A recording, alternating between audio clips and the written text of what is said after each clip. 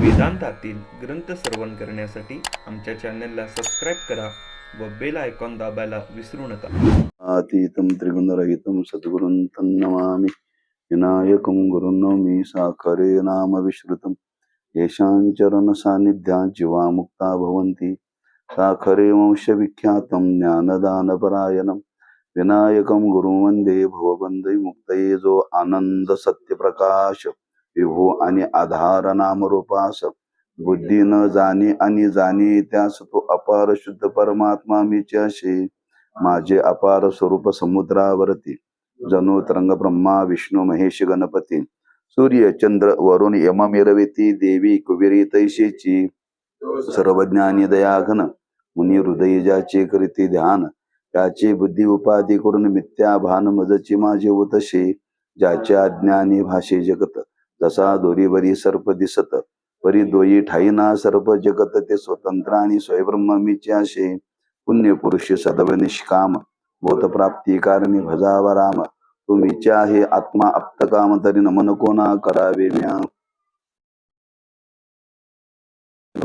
काय झालं, काय समजलं नाही. तुला समजलं काय? हे समजलं त्यांना समजलं नाही म्हणे काय कान मागचं काय काय बोललो, मराठी बोललो काय इंग्रजी बोललो काय कानडी बोललो काय कितवं हेडिंग वाचलं आपण मागच्या वेळी? मग 22 आणि 23 दोन्ही वाचलं ना. मग पहिली शंका तर कळली का? माणसाला शंका तरी कळावी पहिल्यांदा. परोक्ष ज्ञानानंतरही श्रवणाधिकांची गरज आहे का? पहिली 22व्या हेडिंग मध्ये काय सांगितलं? परोक्ष ज्ञान महावाक्याने होते. तर मग श्रवण म्हणून निधिध्यासन हे जे परोक्ष ज्ञान आहे ते त्याला व्यर्थत्व येते का? त्याला व्यर्थत्व येत नाही असं सांगतो. पहिली शंका निर्माण केली पूर्व पक्षाने. काय शंका निर्माण केली? पहिला शंका काय निर्माण केली हे पहिल्यांदा कळलं पाहिजे. मग शंकेचं निरसन नंतर. शंका काय निर्माण केली त्यांनी? अहो, जर महावाक्यानेच अपरोक्ष ज्ञान होते असे मानले तर ज्ञानोत्पत्ती विषयी श्रवणाधिक हेतू आहेत म्हणून शास्त्राने सांगितलेले व्यर्थ होईल. आता श्रवण मनन निधिध्यासनाचा असंभवनादी निवृत्तीमध्ये उपयोग आहे म्हणून व्यर्थत्व नाही असे वर तुम्ही सांगितले आहे खरे.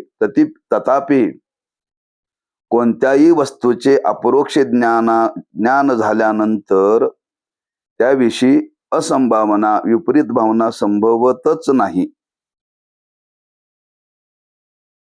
शंका काय पहिल्या शंकेचं निरसन झालं तिथं. महावाक्याने अपरोक्ष ज्ञान होते असे जर मानले, महावाक्याचं श्रवण केलं, गुरुनी महावाक्याचा उपदेश केला आणि महावाक्याचा उपदेश केल्यानंतर आपल्याला अपरोक्ष ज्ञान झालं. म्हणजे मी ब्रह्म आहे असं ज्ञान झालं.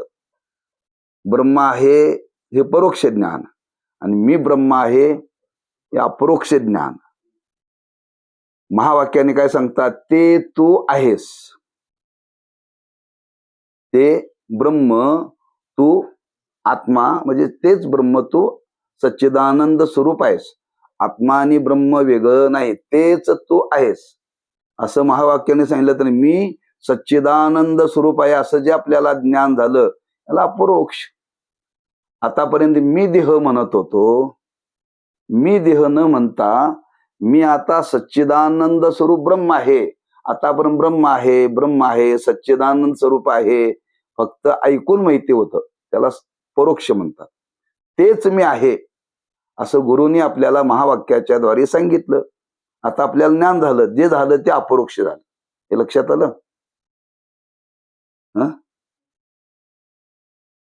महावाक्यानेच अपरोक्ष ज्ञान होते असे मानले तर ज्ञानोत्पत्तीच्या विषयी श्रवणाधिक हेतू आहेत म्हणून शास्त्राने सांगितले ते व्यर्थ होईल.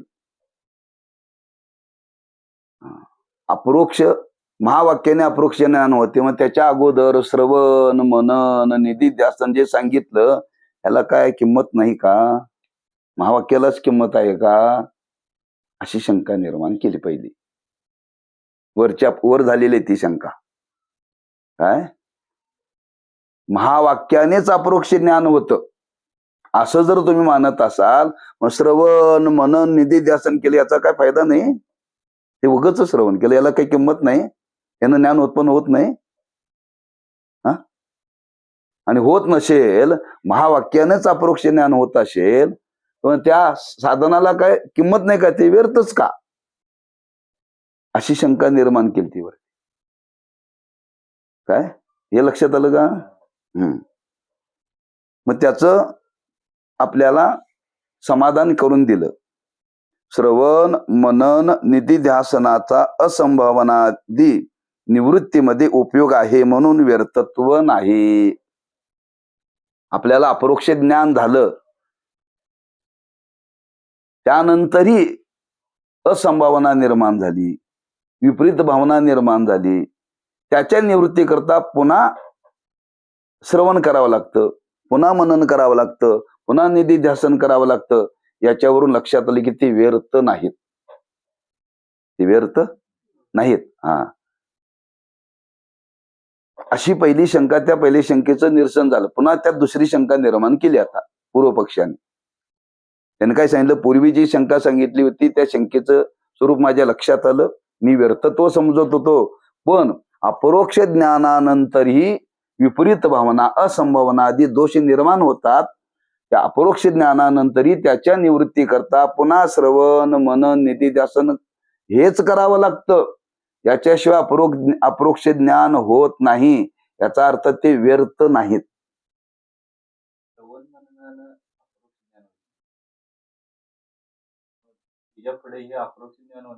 महावाक्याचा उपदेश सांगितला. त्याच्या अगोदर काय सांगितलं? श्रवण मनन निधी ध्यासन.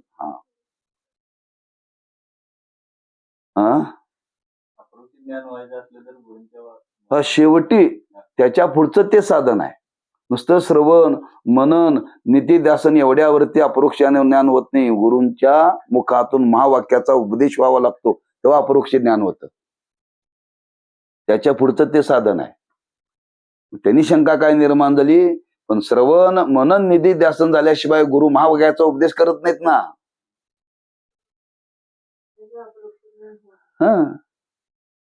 महावाक्याचा उपदेश करण्याकरता तुमचं पहिल्यांदा श्रवण झालं पाहिजे, बरोबर आहे, मनन झालं पाहिजे, निधी ध्यासन झालं पाहिजे. या साधनाने तुम्ही जर परिपूर्ण झाला तर मग महावाक्याने तत्वम पदार्थ शोधन याच्याद्वारे आपल्याला ते उपदेश करतात. पण शेवटी अपरोक्ष ज्ञान होतं ते महावाक्याने होतं. श्रवण मनन निधी ध्यासन त्याच्यापेक्षा ते वरचढ साधन सांगायचं आहे. पण हे केल्याशिवाय तिथपर्यंत जाता येत नाही. पण त्यांनी शंका निर्माण केली, जर तुम्ही महावाक्यानेच जर मानत असाल तर पहिलं केलेलं ते व्यर्थ गेलं का? व्यर्थ गेलं का? तुम्हाला आता शेतात जायचंय. कुठे जायचंय? शेतामध्ये. तुम्ही घरातून गाडीने निघाला, कुठेपर्यंत गेला? बांधापर्यंत.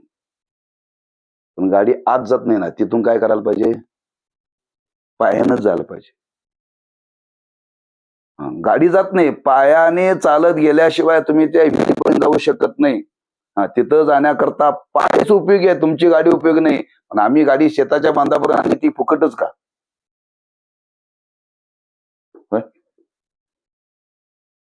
गाडीनं आम्ही आलो का नाही शेतापर्यंत? तुम्ही गाडीनं जाऊ शकत नाही म्हणता, पायाने चालत जावं लागतं. पण आम्ही तिथपर्यंत जे गाडीला आणलो ते व्यर्थ आहे का? त्याला ते साह्यच आहे ना. तिथून तुम्ही तिथपर्यंत गाडीनं आला, मग तिथून तुम्ही पायानं चालू शकला हो, मग ते व्यर्थ गेलं का? नाहीये. पण शेवटी तिथं जाण्याकरता तुमची गाडी उपयोगी पडत नाही, तिथं पायीच गेलं पाहिजे. तसं महावाक्याचा उपदेश होईपर्यंत श्रवण मनन निधी ध्यासन केलं पाहिजे. पण शेवटी महावाक्याचा उपदेश आल्याशिवाय अपरोक्ष ज्ञान होत नाही ना.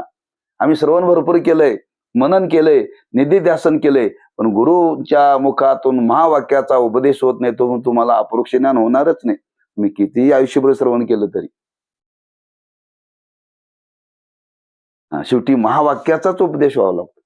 मग ती व्यर्थत्व आहे का? नाही आहे.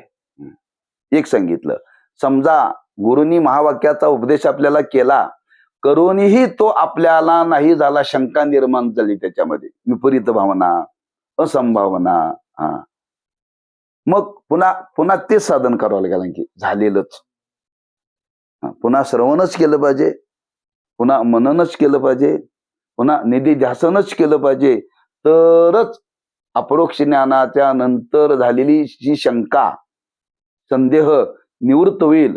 ज्याचा अर्थ ते वाया नाही, ते उपयोगीच आहे. त्याच्यामुळेच आपल्याला तिथपर्यंत आलं. लक्षात आलं का नाही? पण लक्षात आल्याशिवाय रामाकडे जाता येत नाही ना. रामाकडे जायचं तर लक्ष्मणलाच आधी भेटावं लागतं.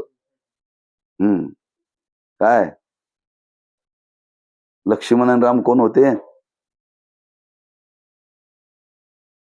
कोण होते दोघं? लक्षात आहे.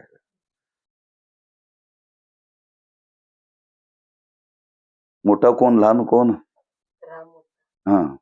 लक्ष्मण.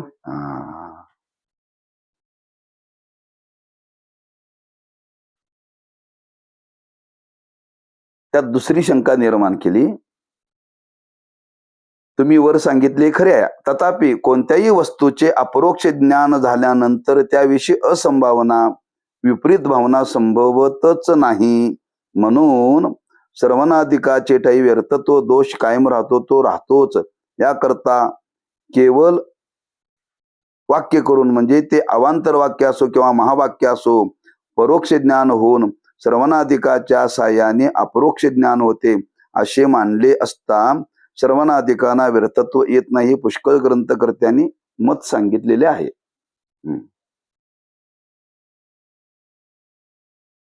पुन्हा त्या शंकेच्या संबंधाने पूर्व पक्षाचं मत काय आहे त्याच्याकरता सिद्धांत मत सांगतात बरं का. सिद्धांत मती केवळ महावाक्य श्रवणापासून अपरोक्ष ज्ञान व श्रवणाधिकांना सार्थकता, जे वर पूर्व पक्षाने मांडलेलं आहे हे पूर्व पक्षीचे म्हणणे बरोबर नाही. बर का. पूर्व पक्षाने जे वरती मांडलं ना, की जर महावाक्यानेच जर अपरोक्ष ज्ञान होतं तर श्रवण मनन निधिध्यासन याचं व्यर्थत्व आहे. अपरोक्ष ज्ञानानंतर पुन्हा असंभावना, विपरीत भावना निर्माण झाली तर त्याच्याकरता पुन्हा श्रवण मनन निधिध्यासन करावं, मग ते व्यर्थत्व होतं. पण त्यात आणखी पूर्व पक्षाने मत मांडलं, अपरोक्ष ज्ञान झाल्यानंतर पुन्हा असंभावना, विपरीत भावना निर्माण व्हायला ना पाहिजे. ती कशी काय होते? मग त्याला अपरोक्ष ज्ञान म्हणता तुम्ही कसं? त्यात दुसरी शंका त्यांनी निर्माण केली बरं का. अपरोक्ष ज्ञान झालं म्हणजे झालं, संपलं, आता त्याच्या पुढे काही मिळवायचं नाहीये. मी सच्चिदानंद स्वरूप आहे असं एकदा ज्ञान झाल्यानंतर आता काय पुढे काय साधनाच नाही ना. काय साधनाच नाही. आणि तुम्ही सांगता अपरोक्ष ज्ञान झाल्यानंतर सुद्धा विपरीत भावना निर्माण होते, असंभावना निर्माण होते. तर होते तर अपरोक्ष ज्ञान तुम्ही झालं त्याला म्हणता कसं? अशी शंका निर्माण केली पूर्व पक्षाने. आणि त्याच्या समाधानाकरता पुढे हे दोन दृष्टांत दिलेत, परवा आपण केलेले चिंतन बरं का. तेव्हा आता पूर्व पक्षाचं मत काय ऐकून घेतल्यानंतर सिद्धांत मत सांगतात ग्रंथकर्ते बरं का.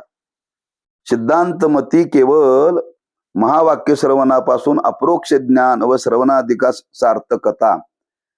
पहिलं सांगितलं हे पूर्व पक्षीचे म्हणणे बरोबर नाही. पूर्व पक्षाने जे मत व्यक्त केलंय ते पहिल्यांदा चुकीचं आहे असं पहिला शेरा मारला बरं का त्याने. का? शब्दाचा स्वभावच असा आहे की ते व्यवहित म्हणजे दूरदेशेच्या तसेच भूत किंवा भविष्य कालच्या वस्तूचे परोक्ष ज्ञान करून देतो.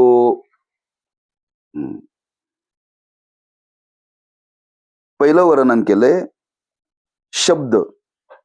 शब्दाने सगळा व्यवहार होतो. तो शब्द काय करतो? दूर देशातल्या व्यवहित, व्यवहित म्हणजे दूर आणि अव्यवहित म्हणजे जवळ, दूर देशाच्या एक भूतकाळातलं आणि भविष्य काळातलं आपल्याला शब्दाने ज्ञान होतं. दूर. आता अमेरिका दूर आहे. अमेरिका दूर आहे. दूर आहे म्हणजे समुद्राच्या पलीकडे आहे. सजासजी कोणाला जाता येणं शक्य फार दूर आहे. जर प्रवास करत जायचं म्हटलं तर किती महिने लागतील? आता विमानाची व्यवस्था झाल्या हो. फार दूर आहे बरं का. अमेरिका कशी आहे त्याचं वर्णन केलं.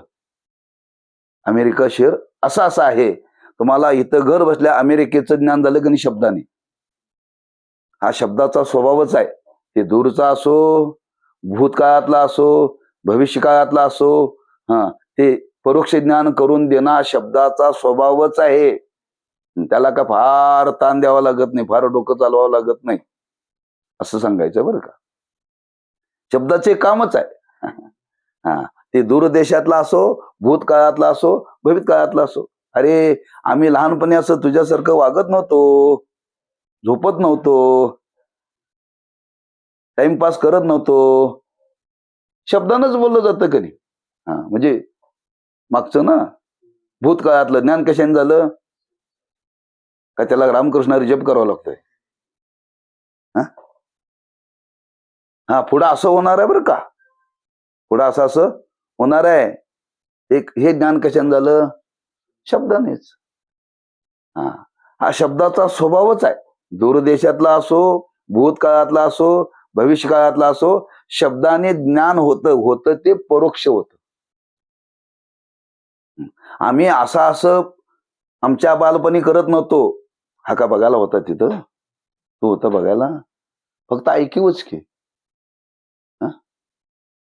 पुढं असं घडणार आहे, पुढं बघायला आपण राहणार आहे? नाही आहे. शब्दाने ज्ञान हे परोक्षच, हे अनुभवाचं नाही आहे. अमेरिका अशी कळाली म्हणजे तुम्हाला त्याचं ज्ञान झालं का पूर्ण? नाही. शब्द ज्ञान झालं, परोक्ष ज्ञान झालं. म्हणून शब्दाचा स्वभावच आहे. शब्दाचा स्वभावच आहे. दूर देशातला असो, भूतकाळातला असो, भविष्यकाळातला असो,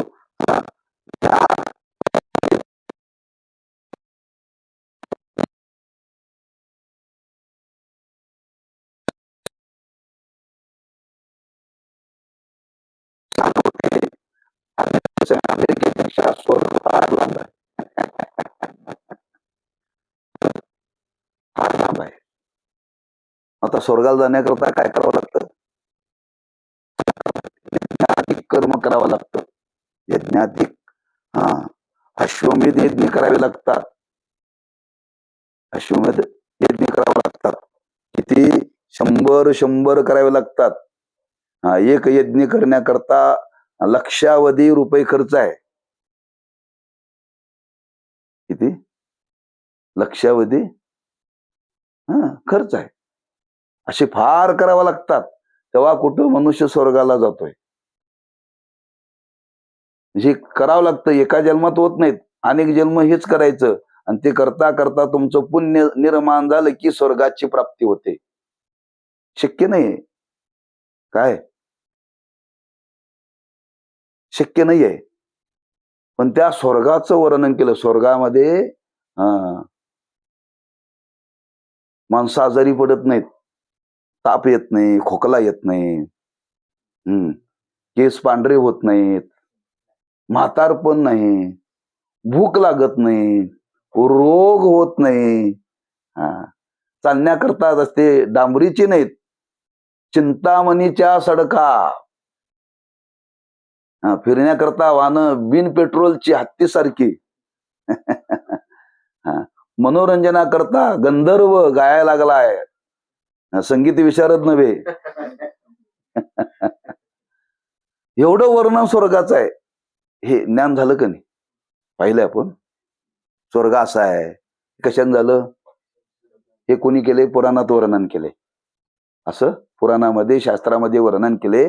पुराणातल्या शास्त्रातल्या शब्दाच्या द्वारे स्वर्गादी दूर देशाचं ज्ञान कशाने झालं? शब्दानेच झालं. हे परोक्ष आहे. अपरोक्ष ज्ञान होणं आपल्याला शक्यच नाही. स्वर्गाचं मेल्याशिवाय स्वर्ग दिसत नाही म्हणतात. मरावं लागेल, म्हणजे साधना करून करून अनेक जन्म घ्यावे लागतील, मरावं लागेल, मग स्वर्ग प्राप्त होईल, मग आपल्याला त्याचा अनुभव येईल. शक्य नाही. पण आपल्याला स्वर्गाचं ज्ञान शास्त्रानं पुराणाने वर्णन केले, शब्दाच्या द्वारे हे ज्ञान झालं, शब्दाने झालं बरं का. पण परोक्षच आहे बरं का. व्यवहित वस्तूचे शब्दाने अपरोक्ष ज्ञान केव्हाही होत नाही. आतापर्यंत काय सांगितलं? परोक्ष ज्ञान झालं, पण शब्दाने कितीही दूरचा पदार्थ असला तरी परोक्ष ज्ञान शब्दाने होत नाही. अपरोक्ष ज्ञान होत नाही, परोक्ष ज्ञान होत. असं एक एक वाक्य तुम्हाला सोडवून सांगावं लागतं. पहिलीतले विद्यार्थी मी सरळ सरळ वाचत गेलो ना. मला वाटलं तर तुम्हाला कळतंय, आता जरा जाणते झाले. व्यवहित वस्तूचे शब्दाने अपरोक्ष ज्ञान केव्हाही होत नाही व होणे शक्यही नाही. अपरोक्ष ज्ञान आपल्याला स्वर्गाचं शब्दाने होणं शक्य नाही, अमेरिकेचं होणं शक्य नाही.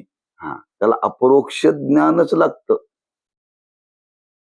परोक्ष फक्त परोक्ष ज्ञान होतं, अपरोक्ष ज्ञान होत नाही. बरोबर आहे. पूर्व पक्षाचं शंकेचं समाधान चाललंय. शंकेचं त्याने शंका काय निर्माण केली? शब्दाने परोक्ष ज्ञान होते, पण अपरोक्ष ज्ञान होते. नाही, शंका काय निर्माण केली लक्षात ठेवा पहिल्यांदा. परोक्ष ज्ञान हे म्हणजे श्रवण मनन निधिध्यासन, हे अपरोक्ष ज्ञानाला प्रत्यक्ष हे नाही, त्यामुळे व्यर्थत्व आहे. अशी एक शंका निर्माण केली. आणि दुसरी शंका निर्माण केली, जर अपरोक्ष ज्ञान झाल्यानंतर पुन्हा विपरीत भावना, असंभावना निर्माण होतेच कशी? व्हायला नाही पाहिजे म्हणतात. ते त्याचं म्हणणं व्यर्थ आहे. कसं म्हणणं आहे ते पटवून देत आहेत आपल्याला. काय देतात? पटवून देतात बरं का. आता पटवून देत असताना त्यांनी पहिल्यांदा शब्दाचा विचार मांडला. आता महावाक्य सुद्धा शब्दच आहे की नाही? महावाक्य सुद्धा शब्दच आहे. महावाक्य सुद्धा शब्दच आहे. आणि आज व्यवहारातला जो ज्ञानाचा विचार केला तेही शब्दच आहेत. दोन्ही शब्दच आहेत, पण त्याच्यामध्ये एक वाक्य मागे येऊन गेले, अवांतर वाक्य आणि महावाक्य. अपरोक्ष ज्ञान होतं ते महावाक्याने होतं, अवांतर वाक्याने होत नाही. आपला ह्या जगतातला व्यवहार जो शब्दाने चालतो हे अवांतर वाक्य आहे. हे कसे आहेत? अवांतर वाक्य आहेत. अवांतर वाक्याने महावाक्य अपरोक्ष ज्ञान होत नाही. तसं शब्दाने जो आज व्यवहार होतो ते परोक्ष ज्ञान होतं, ते अवांतरच वाक्य आहे शब्दातली. शब्दाच्या द्वारे जे वर्णन केलं जातं शब्दच आहे, पण अवांतर वाक्य आणि महावाक्य. तेव्हा दूर देशाचं ज्ञान आपल्याला जरी शब्दाने झालं तरी ते परोक्षच आहे, अपरोक्ष होणं शक्य नाही. अव्यवहित, आता दुसरा शब्द इथं वापरला बघा. पहिल्यांदा व्यवहित. व्यवहित म्हणजे दूर आणि अव्यवहित म्हणजे जवळ. आता आत्मा जवळ आहे का दूर आहे? अव्यवहित वस्तूचे देखील शब्द परोक्ष व अपरोक्ष असे दोन्ही प्रकारचे ज्ञान करून देतो. आता इथं वर्णन केलं बघा.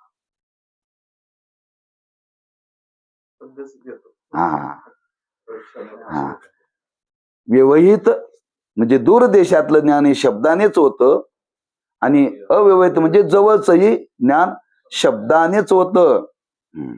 शब्द परोक्ष ज्ञानही करून देतो आणि अपरोक्ष ज्ञानही करून देतो, असं समजून घ्या. म्हणून तुम्हाला विचारते, काय कळालं का, काय शंका आहे का? तुम्ही आपल्या माना हलवताय. माना हलवण्यात काय कळालं का नाही कळालं काहीच कळत नाही ना.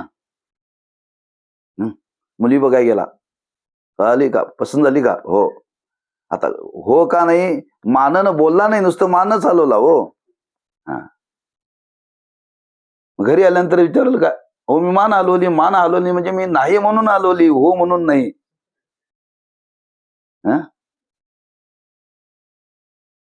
म्हणजे होकारही मानेनच दिला जातो आणि नकारही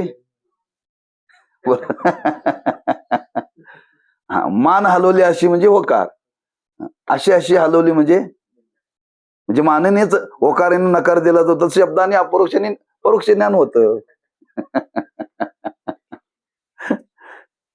शब्दानेच परोक्षाने अपरोक्ष ज्ञान होतं. म्हणून दोन्ही प्रकारचे ज्ञान करून देतो शब्द, बर का. ज्यावेळी अव्यवहित म्हणजे अत्यंत जवळ असणाऱ्या वस्तूचा फक्त अस्तित्व रूपाने शब्द बोध करतो, बर का. त्यात आता त्यांनी बारकावा सांगितला. शब्द काय करत होतो, अति जवळची वस्तू त्याचं शब्दाने ज्ञान होतं, फक्त अस्तित्वाचं ज्ञान होतं. काय होतं? ही वस्तू आहे, ही वस्तू आहे.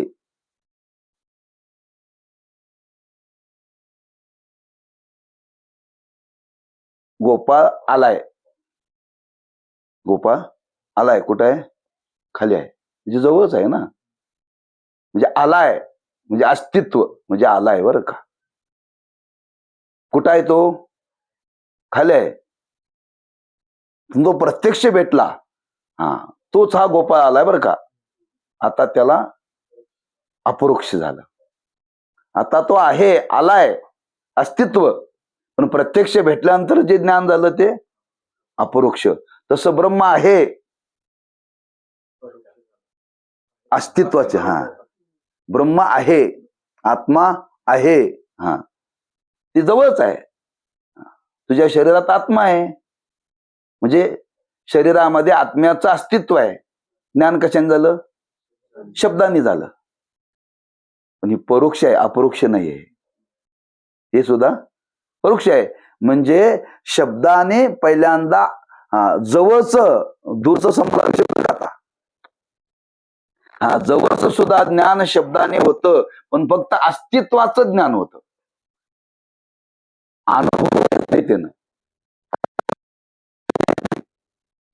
म्हणून अत्यंत जवळ असणाऱ्या वस्तूचा फक्त अस्तित्व रूपाने शब्द बोध करतो, अस्तित्व रूपाने बोध करून देतो. बाबा, आत्मा शरीरामध्ये आहे, ब्रह्म आहे. कुठं आहे ते? इथंच आहे, सगळीकडेच आहे ना ते. हा, म्हणजे जवळचं ज्ञान झालं, शब्दानेच झालं, पण अस्तित्वाचं ज्ञान झालं, त्याचा अनुभव नाही. आत्मा आहे, हा, असं अस्तित्वाचं ज्ञान झालं का अनुभवाला? नाही. कोणी दिलं? म्हणजे शब्द जवळचे ज्ञान करून देतो आणि दूरचे ज्ञान करून देतो, पण ते परोक्षच, अपरोक्ष नाही. हा मुद्दा सांगायचा आहे, बरं का. हा मुद्दा सांगायचा आहे.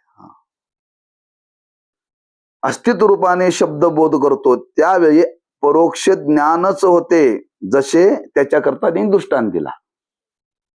धावा आहे, धावा आहे. गोष्ट पहिल्यांदा समजली पाहिजे, गोष्ट पहिल्यांदा समजली पाहिजे. 10 मित्र प्रवासाला निघाले होते, 10 मित्र प्रवासाला निघाले होते आणि नदी आडवी लागली. नदीतून चालत गेली पलीकडे, आणि पलीकडे गेल्यानंतर एकाने विचार केला, आपण 10च्या 10 जण आहोत काय बघावं. मोजायला सुरुवात केली, आणि मोजत असताना त्यांनी स्वतःला सोडलं आणि मोजायला सुरुवात केली. आणि स्वतःला सोडून मोजता मोजता त्याच्या लक्षात आलं, अरे 9 जणच आहेत, धावा. दुसरा म्हणला, तुला काय कळत नाही, मी बोलतो म्हणाला. त्याने तसंच केलं, बरं का. स्वतःला सोडलं 9च निघाले. 10 जणांनी असंच मोजलं बरं का. 10 जणांनी असंच मोजलं. त्या सगळ्यांचा निश्चय झाला, नक्की 10वा बुडाला. 10वा बुडाला. ते बसले नदीच्याच काठावरती रडत. आमच्यापैकी एक 10वा बुडाला, 10वा बुडाला, 10वा बुडाला. एक त्रयस्थ मनुष्य, शाना जाणता निघाला होता. त्यांनी पाहिलं, म्हणले हे नदीच्या काठावरती रडत बसलेत, काय झालं नेमकं विचारावं. म्हणजे का रडताय? काय नाही म्हणले, दादा आम्ही 10 जण प्रवासाला निघालो. नदीतून प्रवेश करताना आम्ही 10 जण होतो, पण वर आल्यानंतर आम्ही 9 जणच आहे. आमचा एक जण बुडाला. एक जण बुडाला. असं थांबा म्हणे, उभा राहा म्हणले तुम्ही.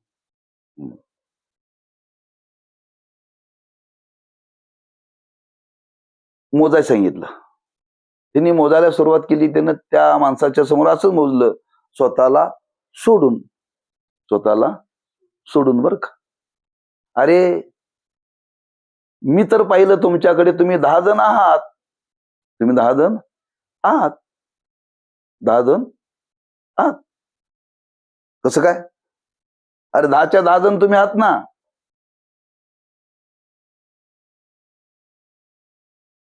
त्याला बघ, तू मोजायला सुरुवात कर. मोजायला सुरुवात कर म्हणजे नाही, तुझ्यापासून सुरुवात कर. तुझ्यापासून सुरुवात कर. आणि त्याने स्वतःपासून मोजायला सुरुवात केल्यानंतर, हा 10वा आहे, 10वा आहे, 10वा आहे. काय म्हणला तो? जे कशा ज्ञान झालंय? शब्दानेच झालं. 10वा आहे हे शब्दाने ज्ञान झालं. तो दूर आहे का जवळ आहे?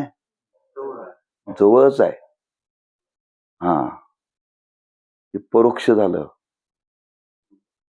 त्याला सांगितलं, तूच 10वा आहेस. तू मोजायला सुरुवात केली ना, तूच 10वा आहे. हे अपरोक्ष झालं.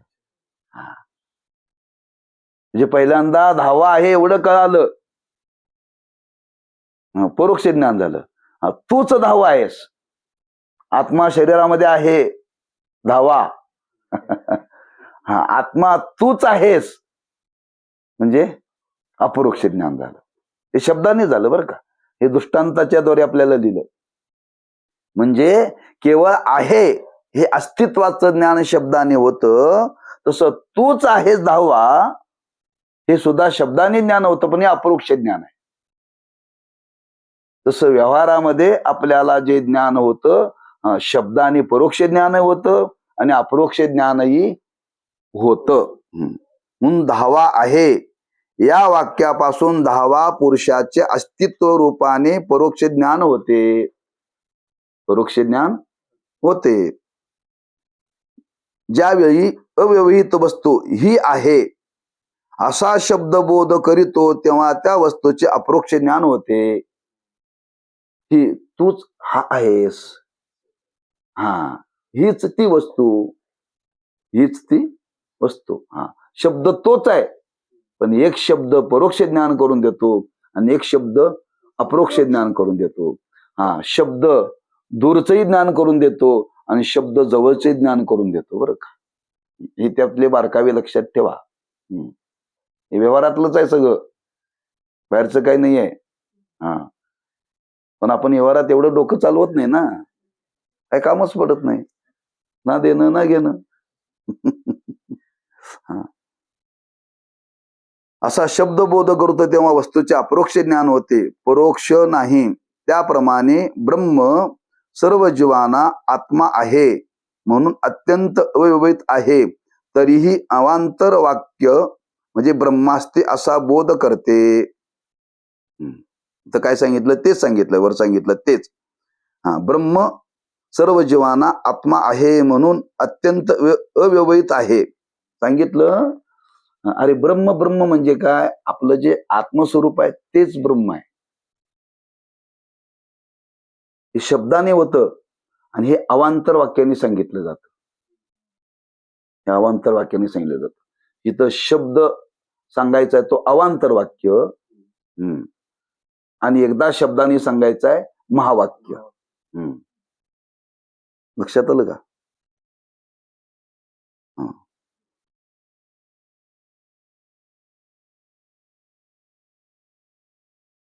ब्रह्म सर्व जीवांना आत्मा आहे. ब्रह्मच सर्व जीवाच्या हृदयामध्ये आत्मरूपाने आहे, असं अवांतर वाक्याने वर्णन केलेलं आहे. जेवढी शास्त्रामध्ये जी वाक्य आहेत त्या आत्म्याचं वर्णन केलं ते याप्रमाणे केलं. ती सगळी अवांतर वाक्य आहेत.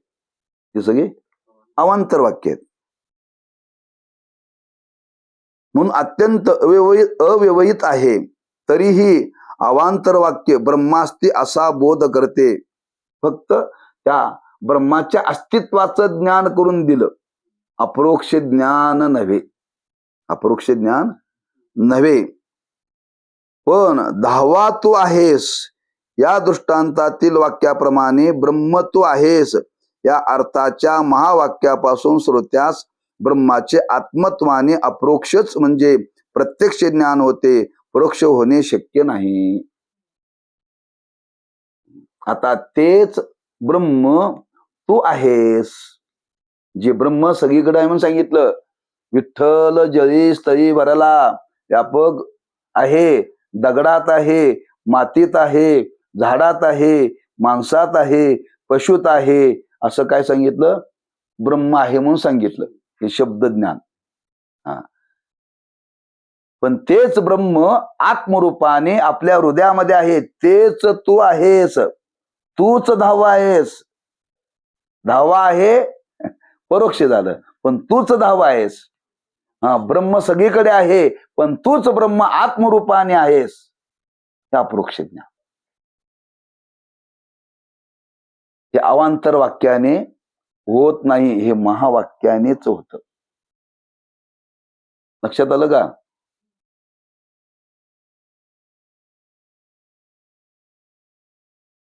त्याच्याकरता दृष्टांत दिलाय तो. धावा आहेस आणि तू धावा आहेस. ब्रह्म आहे ते सर्वत्र आहे, पण तेच ब्रह्म आत्मरूपाने तू आहेस. म्हणून अवांतर वाक्याने परोक्ष ज्ञान होतं आणि महावाक्याने अपरोक्ष ज्ञान होतं. आलं लक्षात ना? होऊ शकतं की महावाक्यानं अपरोक्ष ज्ञान जरी झालं ते पुढे येणार. आता ती पुढे शंका निर्माण केली. ब्रह्म अपरोक्ष ज्ञानानंतर असंभवनादी संभवत नाहीत म्हणून श्रवणाधिकांना व्यर्थत्व आहे. दुसरी शंका आता पहिल्या शंकेचं त्यांनी निरसन केलं. पहिल्या शंकेचं निरसन केलं. आता त्यांनी काय सांगितलं? अरे अपरोक्ष ज्ञानानंतरही विपरीत भावना असंभावना निर्माण होतात असं सिद्धांत मत आहे. पूर्व पक्ष म्हणतो अपरोक्ष ज्ञानानंतर विपरीत भावना निर्माण होऊ शकत नाही, आणि होत असेल तर त्याला तुम्ही अपरोक्ष ज्ञान म्हणता.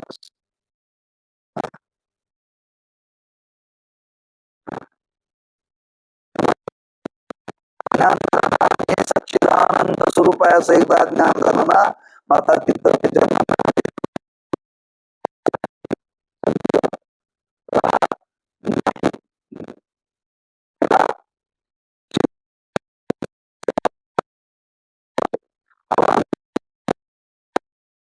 ज्ञान होतं आणि महावाक्याने अप्रोक्ष. आता महावाक्याने अप्रोक्ष ज्ञान तेच तू आहेस. ज्या ब्रह्माचं वर्णन केलं, अस्तित्व सांगितलं, तेच आत्मरूपाने तू आहेस. आता असं अपरोक्ष ज्ञान झालं.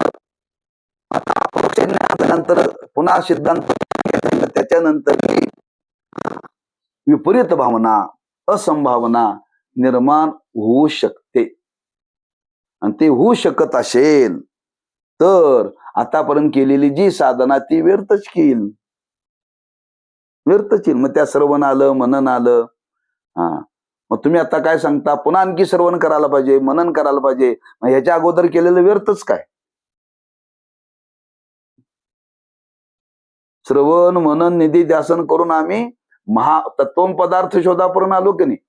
आता त्या तत्वम पदार्थ शोधनाने म्हणजे महावाक्याने आम्हाला आता अपरोक्ष ज्ञान झालं आणि अपरोक्ष ज्ञान झाल्यानंतर तुम्ही पुन्हा म्हणताय असंभावना विपरीत भावना निर्माण झाली. ते श्रवण मनन निधिध्यासन केलं ते काय व्यर्थच का? त्याला व्यर्थच आलं. तसं नाहीये. हे म्हणणे बरोबर नाहीये. त्याच्याकरता दुसरी कथा सांगतात. दुसरी कथा सांगतात. राजाला भरचूने नेत्राने अप्रोक्ष झाले असोनी भरचू मेला व भूत झाला, ही विपरीत भावना होतीच का नाही? त्यांनी दृष्टांत दिला. राजाच्या दरबारामध्ये भरचू नावाचा पंतप्रधान होता. त्याच्याशिवाय पान हलत नव्हतं. खालच्या लोकांना ते बघवत नव्हतं. राजा आम्हाला विचारत नाही, काय सांगल ते पंतप्रधान. आम्हाला किंमतच नाही. आम्ही एवढं राब राब राब राब राबतो. आम्हाला काही किंमत नाही. आम्ही काय सांगितलं की आमच्या विरोधातच पंतप्रधान सांगतो. आम्हाला काही किंमतच नाही. तर मग सगळे ते शिपाई एकत्र आले. म्हणजे आपण अशी योजना करूया, ह्याला इथून हटवूयाच म्हटले. याच्याशिवाय पान हलत नाही ना. आता काय करावं? ती सगळी बैठक बसली. आता ते राजकीय लोक ना, डाव सगळे त्यांना माहिती असतं. त्यांनी ठरवलं असं पण एक बंड निर्माण करू, नसलेलंच निर्माण करू, की आपल्यावरती परराज्यातले लोक आपल्यावरती स्वारी करणार आहेत. तेव्हा आपल्याकडून काय ते आवरणार नाहीत. त्याला पंतप्रधानच पाहिजे. हा हुशार आहे बरं का. असं त्यांनी बैठकीमध्ये ठरवलं. आणि राजेसाहेबांनी, राजेसाहेब अशी परिस्थिती निर्माण झालेली आहे आणि परराज्यातले लोक आपल्यावरती स्वारी करणार आहेत, तेव्हा आमच्याकडून काय ते हरणार नाहीत. तेव्हा ते युद्ध करण्याकरता पंतप्रधानालाही बरोबर पाठवावं लागेल. राजा म्हटलं हरकत नाही, घेऊन जावा. गेले वनामध्ये. वनामध्ये गेले. नसलेलंच बंड निर्माण केलं बरं का. प्रत्यक्षात काय नव्हतं. बंड निर्माण केला आणि त्याला वनात राज्यापासून दूर नेलं. दूर नेलं त्याला मार मार मार मारलं. हा एकटा होता, बलवान होता, पण एकटाच होता ना. आणि हे सगळे त्याच्या विरोधातले. तेव्हा याचं एकट्याचं काही चाललं नाही तिथं. एवढं मारलं, एवढं मारलं. त्यांनी विचार केला, हे का मारलं त्याच्या लक्षात आलं बरं का. तो हुशार होता. त्याला माझं मोठेपण ह्यांना सहन होईना. आता यांचा मार खावावा, त्याच्यापेक्षा पण या राज्याचा त्याग केलेला बरा. त्यानं सांगितलं, बाबांनो, माझ्यामुळे तुम्हाला तिथं किंमत मिळत नाही ना, मी राज्य सोडूनच जातो. मला हे नकोच राज्य. मार तर मी खाल्लाच आता तुमचा. तेव्हा मी आता जातो. त्याला वैराग्य निर्माण झालं. त्याला वैराग्य निर्माण झालं आणि त्यानंच ठरवलं आता या वनातच राहून काहीतरी साधना करायची. त्यांनी सांगितलं, मी पुन्हा आता राज्यात येणार नाही. मी राज्याचा त्याग केला. ठीक आहे, निर्णय झाला. ते तिकडे गेले, ही इकडे आले. हे विचार करू लागले, समजा उद्या राजा जर वनात गेला आणि त्या वनामध्ये शिकारीला गेल्यानंतर शिकार करता करता जर याला, आता तो मेलेलाच नाही, आता तो वनातच राहणार आहे, आणि ह्याला जर भेटला तर काय सांगायचं. त्यांनी योजना केली. आले राजेसाहेब. फार मोठं युद्ध झालं आणि त्याच्यामध्ये पंतप्रधान मारले गेले. ते मेले. नुसते मेले नाहीत, भूत झाला म्हणजे तो भूत. आणि त्या वनात फिरतोय. त्या वनामध्ये फिरतोय. आता तो वनामध्ये फिरतोय. राजाच्या मनावरती त्यांनी बिंबवलं, तो मेला आणि भूत झाला. हे ज्ञान खरं आहे का विपरीत आहे? विपरीत आहे. तो मेलेलाही नव्हता आणि भूत झालेला नव्हता. पण राजाच्या मनावरती बिंबवलं खोटं, विपरीत. तो मेला आणि भूत झाला. राजा विचार करू लागला, भरचू मेला, भूत झाला. भरचू मेला, भूत झाला. हे राजाला पटलं. ज्या अर्थी परत आला नाही, त्या अर्थी नक्की मेला. आणि आपले शिपाई सांगतात, पण मेला मेला नुसता मेला नाही, भूत झाला. राजा काही दिवसांनी वनामध्ये गेला आणि शिकार करायला गेल्यानंतर जाता जाता त्याला भरचू पाहिला. भरचूला पाहिला बर का. आता भरचूला पाहिल्याबरोबर प्रत्यक्ष पाहिल्यानंतर त्याला अपरोक्ष ज्ञान झालं का नाही? अरे हाच भरचू आहे, हाच भरचू आहे. काय ज्ञान झालं? प्रत्यक्ष भरचूला त्यांनी पाहिलं, प्रत्यक्ष पाहिलं, अपरोक्ष ज्ञान झालं. पण प्रत्यक्ष पाहून सुद्धा सेवकांनी सांगितलं होतं तो भूत झालाय. आहे पण भूत आहे, विपरीत भावना निर्माण झाली. म्हणजे अपरोक्ष ज्ञान होऊन सुद्धा विपरीत भावना झाली का नाही? होऊ शकते, हे सांगायचं. आता प्रत्यक्ष भरचूचा घेऊन तो राजाने पाहिला का नाही? मग प्रत्यक्ष पाहून सुद्धा राजा त्याला भरचू म्हणायला तयार नाही, त्याला भूतच म्हणायला लागला. म्हणजे प्रत्यक्ष पाहून अपरोक्ष ज्ञान होऊन सुद्धा भरचू भूत झाला, ही जी विपरीत भावना ज्ञानानंतर राहिली का नाही? म्हणजे अपरोक्ष ज्ञानानंतर सुद्धा विपरीत भावना, असंभावना राहू शकते, याच्याकरता तो दृष्टांत दिलाय. लक्षात होतं. बंड करायचं होतं. ही काल्पनिक कथा आहे बरं का, प्रत्यक्ष घडलेली काल्पनिक आहे. पटवून देण्याकरता बऱ्याच गोष्टी, त्या गोष्टीशी संबंध असतो. तात्पर्यम पकडतव्यम. तात्पर्य त्या गोष्टीचं काय आलं की ती गोष्ट संपली. एक कल्पना केली, अशी कल्पना समाजामध्ये होऊ शकते का नाही? होऊ शकते. ते पटण्यासारखं आहे ना. म्हणून राजा शिकारीला गेला, भरचू मेला व भूत झाला, ही विपरीत भावना होतीच. यावरून अपरोक्ष ज्ञानानंतरही असंभावनादी राहणे शक्य आहे. हे दृष्टांताने आपल्याला त्यांनी पटवून दिलं. त्याचप्रमाणे महावाक्य श्रवणाने जीव ब्रह्मैक्य ज्ञान झाले तरीही मी ब्रह्म नाही, मी मनुष्य आहे, अशी प्रकारची असंभावना, विपरीत भावना राहणे शक्य आहे. आपल्याला ब्रह्मज्ञान उद्या झालं, ज्ञान झालं, तुम्हाला हाक मारली, काय हाक मारली? नावाने हाक मारली. तुम्ही म्हणणार मी ब्रह्म आहे का? मी गणेशच आहे. मलाच हाक मारली, मलाच हाक मारली. मलाच हाक मारली म्हणजे कोणाला हाक मारली? देहालाच हाक मारली. तुम्हाला ब्रह्मज्ञान होऊन सुद्धा मी अजून गणेश देह रूपाने आहे गेलंय, विपरीत भावनाच आहे की. म्हणजे ब्रह्मज्ञान जरी झालं, अपरोक्ष ज्ञान जरी झालं, तरी मी देह आहे ही भावना जाते का? जात नाही. मी मनुष्य ही भावना जाते का? नाही जात. लक्षात ठेवा. म्हणजे ज्ञानानंतरही महावाक्याने गुरुने जरी उपदेश केला तू ब्रह्म आहेस, घरी विचारलं तुम्ही कोण आहात? मी ब्रह्म आहे असं बायकोला सांगणार? वडिलांना सांगणार मी गणेश आहे? अरे आत्ता ऐकून आलाय, गुरुनी तुला उपदेश केलाय ब्रह्मज्ञानाचा, अपरोक्ष ज्ञान झालंय आणि सांगतोस मी देह आहे, मी आता सच्चिदानंद स्वरूप आहे, असं व्यवहार होतोय पुढे आपला. याचा अर्थ काय? ज्ञान होऊन सुद्धा आपण या देहाला मी मनुष्य आहे ही भावना गेली का? गेली नाही. ही विपरीत भावनाच आहे. म्हणजे ज्ञानानंतर, अपरोक्ष ज्ञानानंतर राहू शकते, राहू शकते. त्यांनी सांगितलं नव्हतं राहू शकते नाही. जेवढे जेवढे असे ब्रह्मज्ञान सांगणारे आहेत त्यांची अवस्था अशीच आहे.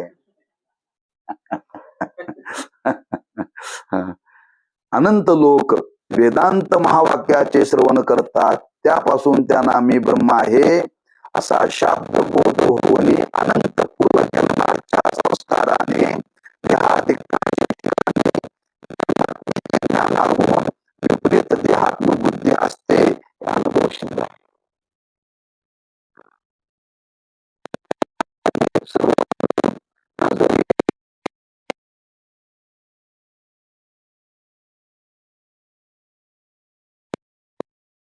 नाही दादा पुढे कुठेतरी मिथ्या आहे. जगत मिथ्यत्वाचा निश्चय होऊन सुद्धा जगताला प्रत्यक्ष मिथ्या म्हणण्याची धारणा होत नाही. धारणा होत नाही. ही विपरीत भावना ही शेवटी राहतेच.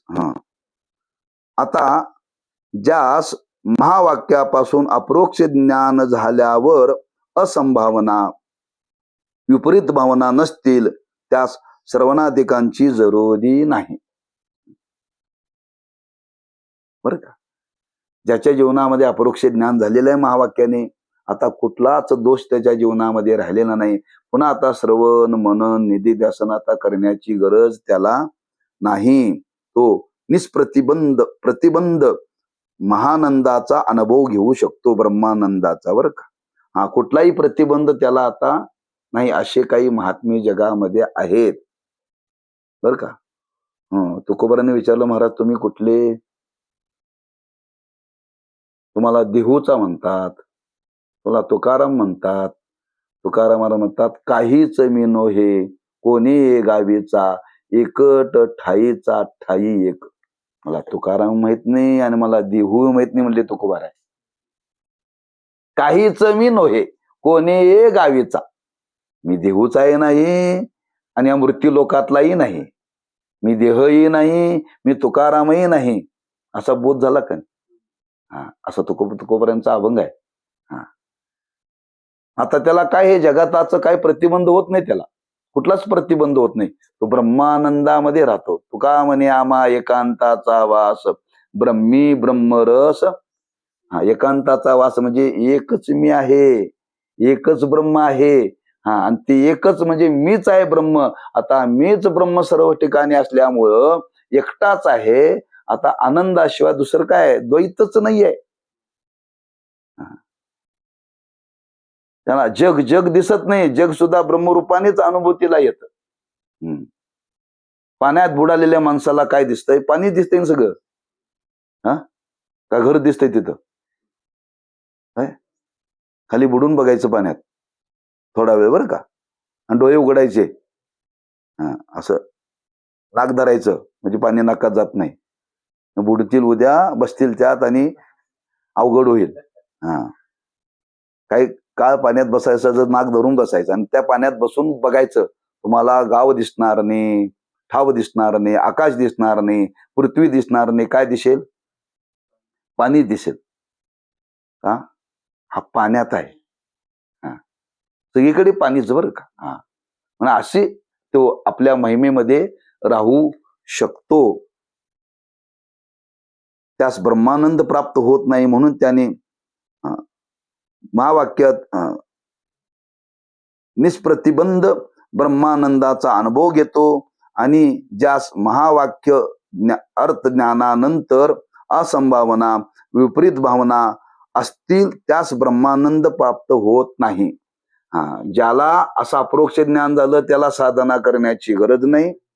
आणि अप्रोक्ष ज्ञान झाल्यानंतर जर त्याच्या ठिकाणी जर असंभावना विपरीत भावना जर असतील तर त्याला मात्र पुन्हा साधना करण्याची गरज आहे.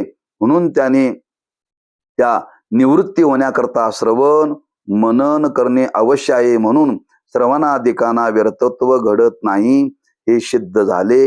या प्रकाराने ज्ञान प्रतिबंध निवृत्तीद्वारा श्रवणादी ज्ञान साधने आहेत, साक्षात नाहीत. आलं? झालेलंच पुन्हा करणं याला काय म्हणतात? अभ्यास. अभ्यासानेच प्रश्न सुटतात. अभ्यासानेच प्रश्न सुटतात. म्हणून मी तुम्हाला बोलते अभ्यास करत जा. अभ्यास करतच नाही तुम्ही. त्याला वाटतं सगळं गुरुजींनीच अभ्यास करायचा. गुरुजींनीच पेपरला बसला, गुरुजी याचं काय उत्तर सांगा. तू काय केलास वर्षभर? झोपा काढलास? नाही गुरुजी सांगा. हो आता हे शेवटची परीक्षा आहे आणि नाही प्रश्न उत्तर दिले तर मी नापास होईन. गुरुजीला पण दया येते. गुरुजीला पण दया येते. गुरुजी सांगतात हे पास झाला नाही का? अभ्यास न करता पास झाला का नाही? पण पुढच्या वर्गात गेला, गुरुजींनी विचारलं मागचं काय? सपाटच. का ढकल पास ना. अभ्यास केला पाहिजे. म्हणून वेळ काढून थोडं थोडं वाचत जा. वर्तमानपत्र, ते मोबाईलवरचं ते व्हॉट्सअप, बिनकामाचं उचापत्या बघण्यापेक्षा हे जरा ऐकत जा, झालेलं ऐकत जा, वाचत जा वेळ काढून जरा. म्हणजे काय आले, कुठं चालले, काय खरंच आपण ऐकाले, खरंच आहे काय, महाराजांनाही काम नाही, आपल्याला काम नाही, आपलं चाललोय आपलं, असं होऊ नये. त्याचा निर्णय व्हावा. हा, अभ्यास करत जा. म्हणजे बस, आता पुढचा विचार आता पुढच्या पाठात बघू. कुंडली कवरदारी विठ्ठल श्री ज्ञानदेव तुकाराम. विठ्ठल विठ्ठल विठ्ठल.